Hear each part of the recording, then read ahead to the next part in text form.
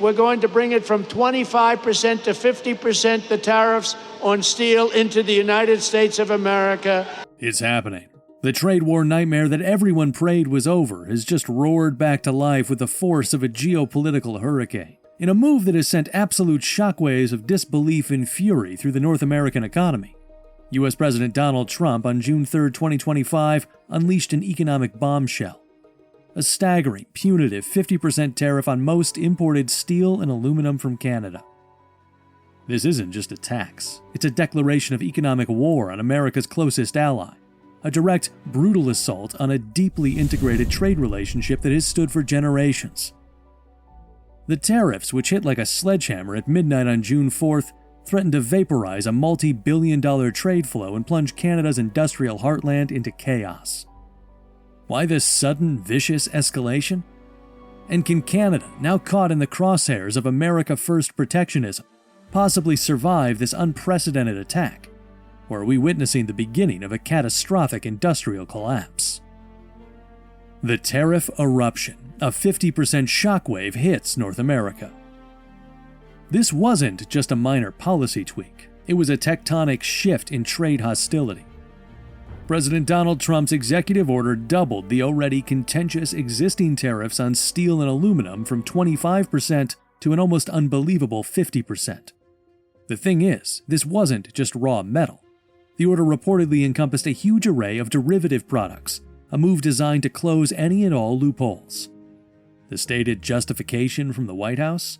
A supposed need to protect American manufacturing jobs and revive a domestic metals industry allegedly being crippled by foreign countries offloading cheap excess steel and aluminum onto the U.S. market. The administration intensified its use of the controversial Section 232 of the Trade Expansion Act of 1962, which allows for tariffs on the grounds of national security. A justification that sounds utterly insane when applied to Canada, America's staunchest ally and a foundational partner in continental defense. One-on-one with Canada. And by the way, Canada, they like to talk. They're our great neighbor. They fought World War II with us. We appreciate it. They fought World War I with us, and we appreciate it, but we're protecting each other. It's hard to believe that after everything we are right back here, said Dominic LeBlanc, Canada's Minister of Finance, expressing shock at the new tariffs. The whiplash effect of this policy volatility, lurching from exemptions under the USMCA to a sudden 25% tariff on March 12, 2025, and now this 50% bombshell, makes any kind of rational business planning impossible. This isn't economics, it's chaos theory. The US market is the absolute lifeline for Canadian metal producers. The United States is the world's largest steel importer, and Canada is its single biggest supplier. For aluminum, the numbers are even more stark. Canada provides over half of all US aluminum imports. In 2024 alone, this trade was worth a fortune. $7.5 billion in steel and another $9.4 billion in aluminum flowing south. A 50% tariff doesn't just disrupt this relationship, it threatens to annihilate it.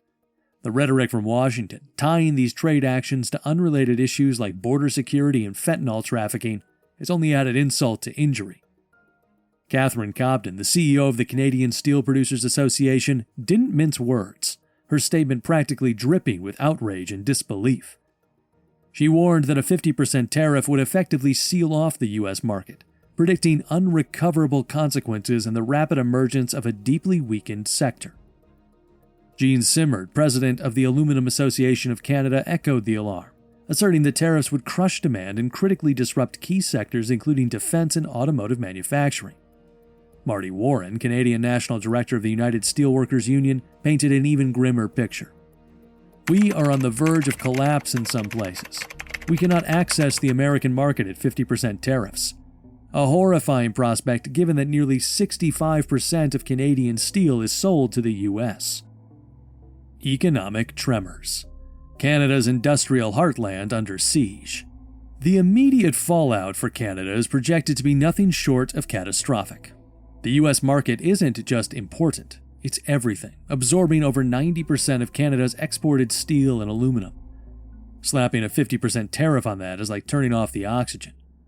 Major Canadian producers like �𝐾𝐿 and Algoma Steel and aluminum giants Rio Tinto and Alcoa are now facing an existential crisis, bracing for massive production cuts just to survive.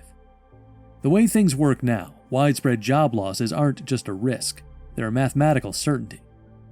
Even the previous 25% tariff regime led to an estimated 700 jobs lost in the steel sector alone. A 50% tariff?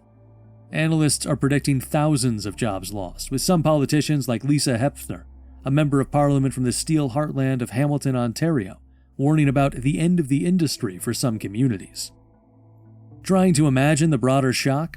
While Canada's steel and aluminum sectors make up about 0.5% of the national GDP, their heavy concentration in Ontario and Quebec means the economic pain will be intensely focused, creating regional crises. And it gets worse. There's a very real risk of global steel displacement. Steel from other countries now locked out of the US could be rerouted and dumped into the Canadian market at cut-rate prices, further strangling domestic producers from within. We're looking at a potential hollowing out of Canada's primary metals manufacturing capacity, a wound that could take decades to heal, if ever. The Canadian Labour Congress is already calling for emergency wage subsidies and enhanced employment insurance, a clear sign that they are bracing for a prolonged and brutal economic winter, not just a temporary storm.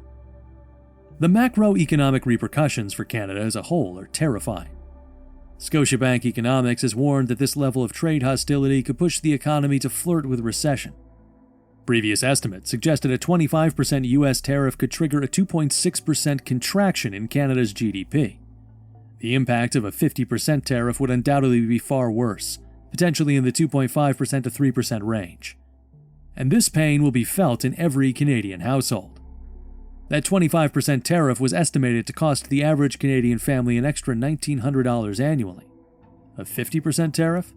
The cost will be substantially higher, a direct hit to family budgets already strained by inflation. The pervasive uncertainty created by this trade war is a poison in itself, freezing new investment, not just in metals, but across the economy. The thing is, tariffs on primary metals are like a cluster bomb. Their shrapnel tears through countless other industries. The North American automotive sector, that deeply integrated marvel of cross-border supply chains, faces an immediate and acute threat. Canadian steel and aluminum are essential components, and these tariffs will inevitably jack up production costs for automakers on both sides of the border. Analysts are already warning this could translate into higher car prices for consumers, with some previous estimates predicting increases of $4,000 to $5,300 per vehicle under an auto-specific tariff scenario. We're already seeing reports of temporary plant closures like those previously experienced by Stellantis and major automakers like Honda reportedly reconsidering their production footprint in Canada. This isn't just about metals anymore. It's about the potential collapse of Canada's auto sector. And the pain doesn't stop there. The construction industry, heavily reliant on affordable steel for everything from skyscrapers to bridges, will face crippling cost overruns and project delays. The aerospace industry, a major consumer of high-grade Canadian aluminum, will see its global competitiveness blunted by higher input costs. This isn't just a targeted strike, it's indiscriminate economic carpet bombing. So how does the US administration justify this economic assault on its closest ally? The primary and increasingly flimsy pretext is national security. President Trump has asserted that the 50% tariff hike will further secure the steel industry in the US, and ensure that imports not threaten to impair national security. But it's hard to believe that Canadian steel, which forges components for the joint US-Canadian military and is integral to the North American defense industrial base, is a genuine national security threat. The administration has also controversially and insultingly linked these border tariffs to completely unrelated issues like border security and fentanyl trafficking, a claim Canadian officials have blasted as unjustified and baseless. The more likely driver? Domestic politics. The rhetoric is clearly aimed at a specific electoral base, promising to protect American jobs from unfair foreign competition. But the brutal irony is that numerous economic studies, including those from the US Federal Reserve, show these tariffs ultimately inflict a net loss on the American economy. A 2020 analysis of Trump's first-term tariffs estimated that while about 1,000 jobs were created in the US steel industry, A staggering 75,000 jobs were lost in other sectors due to higher production costs. U.S. consumers and industries are the ones who ultimately pay the price for this protectionism. The Trade War Playbook. Canada isn't taking this lying down. The government has a consistent track record of responding to U.S. tariffs with swift dollar-for-dollar retaliation. In response to earlier tariffs this year, Canada implemented its own 25% tariffs on nearly $21 billion worth of American imports, specifically targeting U.S.-made steel and aluminum. Historically, these retaliatory lists have been strategically designed to inflict maximum political pain, targeting a diverse range of American goods from orange juice and whiskey to washing machines, hitting key industries in politically sensitive states. The goal is to mobilize U.S. businesses and workers to lobby their own government to end the madness. At the same time, Canada is pursuing its rights under the United States-Mexico-Canada Agreement, the USMCA, invoking the Chapter 31 dispute settlement process. This formal framework involves consultations and, if those fail, the establishment of an independent panel to rule on the legality of the tariffs. However, it's a slow, grinding process that can take many months, during which the economic damage continues to mount. This dispute serves as a critical high-stakes test for the credibility of the USMCA itself. If the process is ignored or its rulings are dismissed by the U.S., it could signal that the entire agreement is nothing but a paper tiger, powerless against unilateral American protectionism. The way things work now, the economies of the United States and Canada are fused together. An estimated 50% of all bilateral trade occurs within the same companies, between their U.S. and Canadian operations. A 50% tariff doesn't just add a cost, it shatters these intricate just-in-time supply chains that have been built over decades. The uncertainty is poison. Reports indicate companies are already scrambling to reevaluate their sourcing and production, contemplating costly and disruptive moves to avoid the tariffs. This forces businesses to make decisions based on tariff avoidance, not economic efficiency, ultimately making the entire North American bloc less competitive and driving up costs for everyone. The supposed U.S. goal of reshoring manufacturing is unlikely to be achieved through such chaotic and unpredictable policy. Instead, it just creates widespread disruption and undermines business confidence. The escalating trade dispute also carries terrifying potential ramifications for the long-standing defense and security partnership. Canadian officials have explicitly warned that these trade actions could undermine vital cooperation under NORAD. U.S. officials themselves have hinted at this linkage in the past, with former Ambassador to Canada, Kelly Craft, suggesting that a Canadian decision not to buy the F-35 fighter jet would have to have some kind of a discussion on NORAD. This direct connection between trade and collective defense is a dangerous game. A fractured North American partnership ultimately weakens the entire Western alliance, a gift to adversaries like Russia and China. The sudden imposition of these 50% tariffs has unleashed a storm of economic and political chaos. For Canada, it's an existential threat to its industrial core, risking thousands of jobs and long-term manufacturing capacity. For the United States, it's a self-inflicted wound, with domestic consumers and industries set to pay the price for a protectionist policy that has been shown to result in net job losses.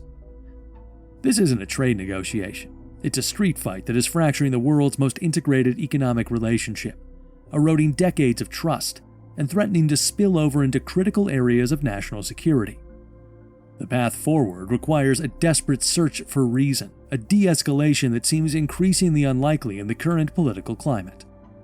This crisis is a brutal test for Canada's resilience, forcing it to confront its deep economic dependence on the U.S. and to more aggressively seek out new global partners. The future of North American trade is now hanging by a thread being deliberately frayed by the very nation that once championed its creation. This is more than a trade war. It's a brutal assault on a trusted ally, with Canada's industrial heartland in the crosshairs. Trump's 50% tariff bombshell threatens to vaporize jobs and cripple an entire economy. Can Canada's retaliatory strikes and desperate diplomacy force Washington to back down? Or is this the moment the world's closest partnership shatters for good? A chilling warning to any nation that relies on American stability. What do you think Canada's next move should be? Tell us below.